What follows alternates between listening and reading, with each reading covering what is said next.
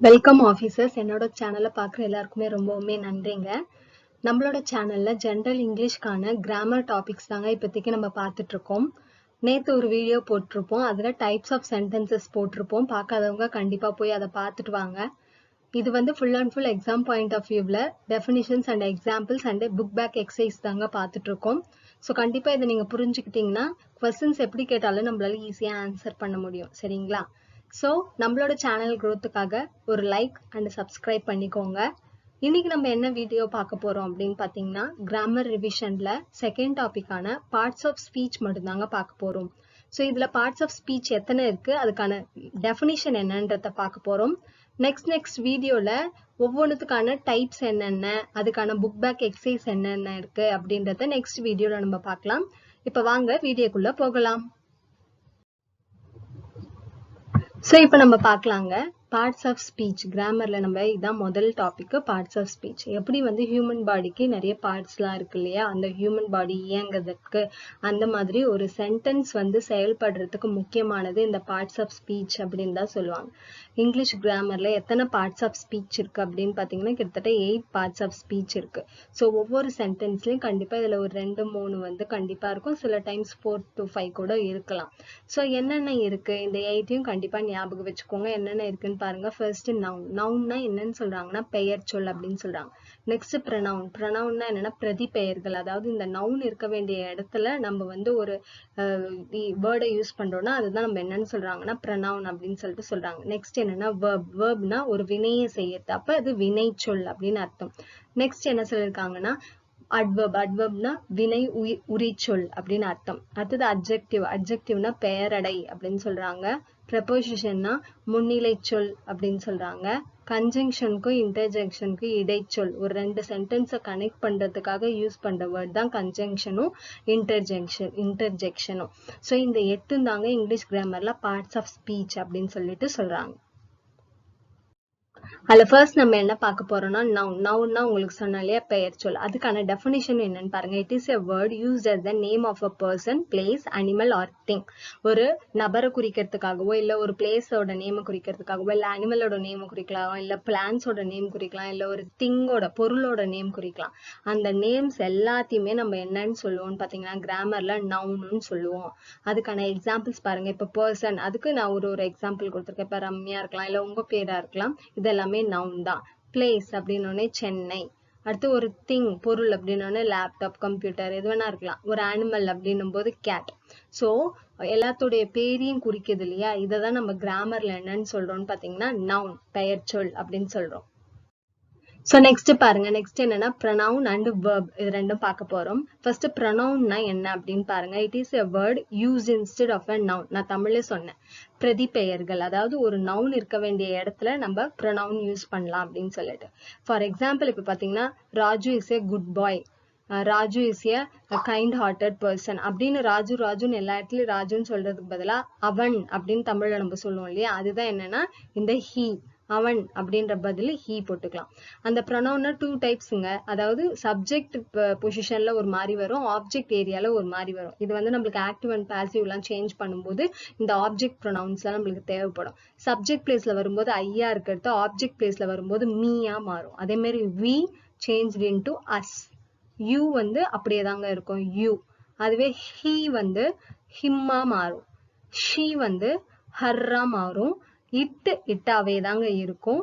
And they வந்து தெம்மா மாறும். இது உங்களுக்கு தெரியும் இல்லையா, ஐவியும் ஃபர்ஸ்ட் பர்சன் சொல்லுவாங்க, யூ வந்து செகண்ட் பர்சன் சொல்லுவாங்க. அதான் இந்த தன்மை, முன்னிலை, படர்க்கை அப்படின்னு நீங்க படிச்சிருப்பீங்க தமிழ்ல. ஹீ ஷீ இட் தே வந்து தேர்ட் பர்சன் சொல்லுவாங்க. ஸோ மேல இருக்கிறது எல்லாமே சப்ஜெக்ட் பிளேஸ்ல வரும்போது வேற, அதுவே ஆப்ஜெக்ட் பிளேஸ்ல வரும்போது me, us, you, him, her, it, them அப்படின்னு மாறும். ஸோ ஒரு நவுனுக்கு பதிலாக யூஸ் பண்றோம் இல்லையா, அதுதான் நம்ம என்னன்னு சொல்றோம்னா ப்ரனவுன் அப்படின்னு சொல்றோம்.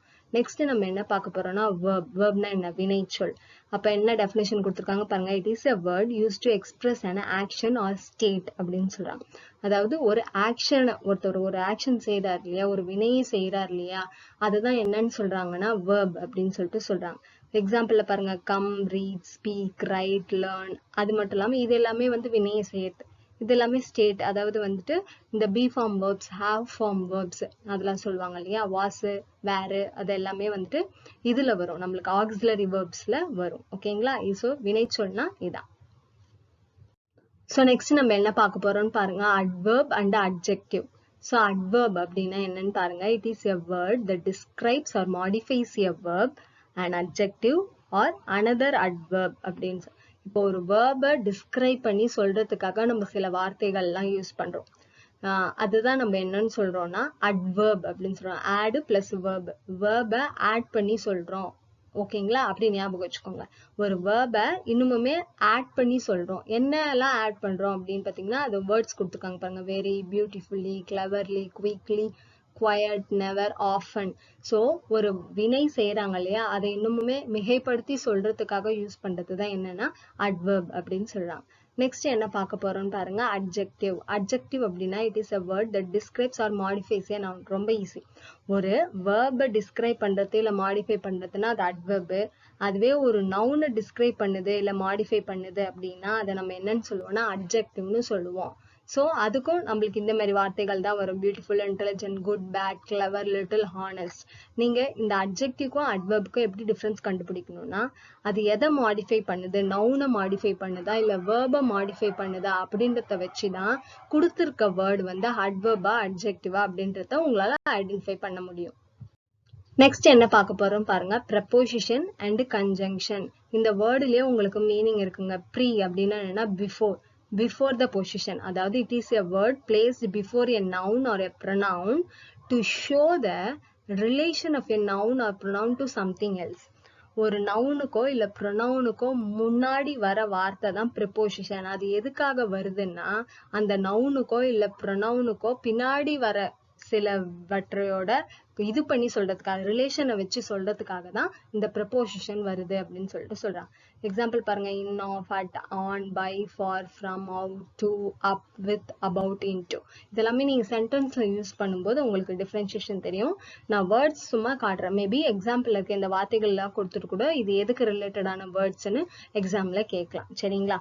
நெக்ஸ்ட் என்னன்னா கன்ஜங்ஷன். கன்ஜங்ஷன்னா it is a word used to join words or sentences. நான் ஆல்ரெடி சொன்ன மாதிரி ஒரு ரெண்டு சென்டென்ஸை ஜாயின் பண்றதுக்கோ இல்ல ரெண்டு வேர்ட்ஸை ஜாயின் பண்றதுக்கோ யூஸ் பண்ற ஒரு இடைச்சொல், அதை தான் என்னன்னு சொல்றாங்க கன்ஜங்ஷன். அதை கனெக்ட் பண்றதுக்கு கன்ஜங்ஷன். ஓகேங்களா?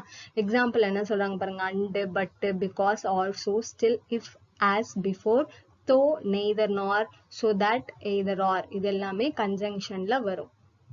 ஸோ இப்போ பார்ட்ஸ் ஆஃப் ஸ்பீச்ல நம்ம ஃபைனலாக வந்துட்டோங்க. ஃபைனலாக என்ன பார்க்க போறோம் பாருங்க, இன்டர்ஜெக்ஷன். இதுவுமே வந்து கன்ஜங்ஷன் மாதிரி தான். ரெண்டு சென்டென்ஸை இணைக்கிறதுக்காக யூஸ் பண்ணிக்கலாம். ஆனால் மெயினாக என்ன சொல்றாங்கன்னா it is a word that expresses sudden feeling.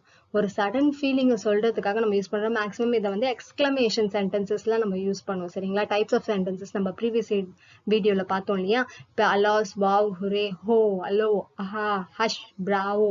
So இந்த மாதிரி ஒரு ஃபீலிங் எக்ஸ்பிரஸ் பண்றதுக்காக ஒரு வேர்டு நம்ம கொண்டு வரோம்னா அதுதான் என்னன்னு சொல்றாங்கன்னா இன்டர்ஜெக்ஷன் அப்படின்னு சொல்லிட்டு சொல்றாங்க.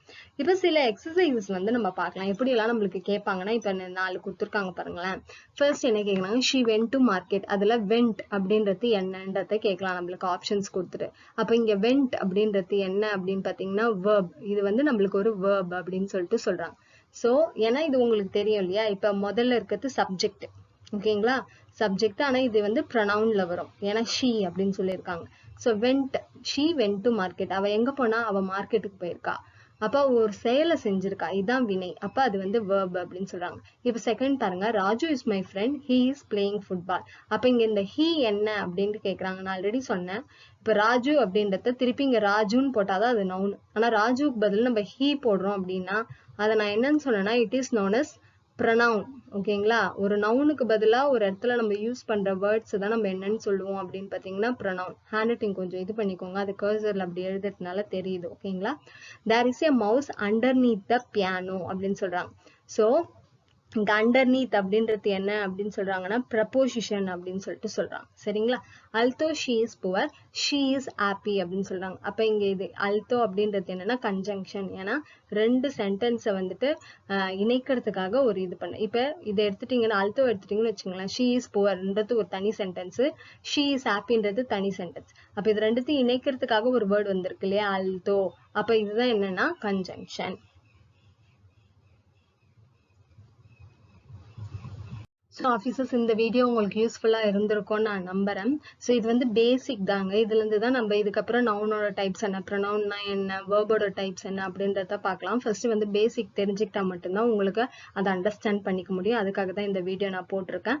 கண்டிப்பாக யூஸ்ஃபுல்லாக இருந்தால் ஒரு லைக் பண்ணிட்டு சப்ஸ்கிரைப் பண்ணிக்கோங்க. நம்ம சேனலை தொடர்ந்து பார்த்துட்டு வாங்க. தேங்க்யூ.